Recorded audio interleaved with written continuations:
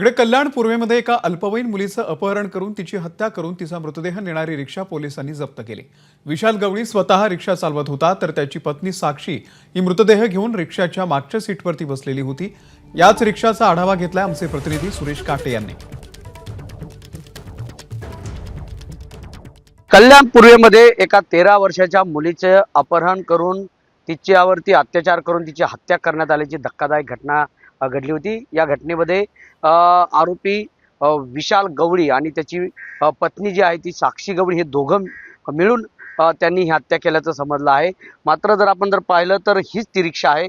त्यांनी ही रिक्षा एका रिक्षावाल्याला फोन करून बोलवलं आणि त्यांनी ह्या रिक्षा ची चावी घेऊन स्वतः ड्रायव्हिंग करत इथून त्यांनी ही रिक्षा कल्याण पूर्वेतून तो घेऊन गेला आणि या रिक्षाच्या मागे जर पाहिलं तर त्याची पत्नी साक्षी ही मृतदेह घेऊन बसली होती आणि त्यानंतर हे जवळपास कल्याण पूर्व ते भिवंडी बापगाव या परिसरातील कब्रस्तान परिसरामध्ये जवळपास 13 किलोमीटरपर्यंत या रिक्षामधून या दोघा पती पत्नीने ह्या अल्पवयीन मुलीचा मृतदेह जो आहे तो या रिक्षामधून घेऊन गेले आणि त्यानंतर ही रिक्षा काही CCTV मध्ये देखील आढळून आलेली आहे।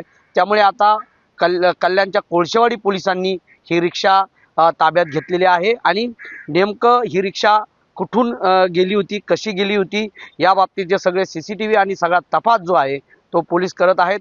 नेमकं ही रिक्षा कोणाची आहे, कुठून आणली होती आणि कशा पद्धतीने त्यांनी ह्या रिक्षा चालवत हा सगळा मृतदेहाची विल्हेवाट लावण्यासाठी त्याच्या पत्नीनं आणि त्यांनी ह्या दोघांनी मिळून कशा पद्धतीचा कट रचला होता याबाबत आता पोलीस तपास करत आहेत।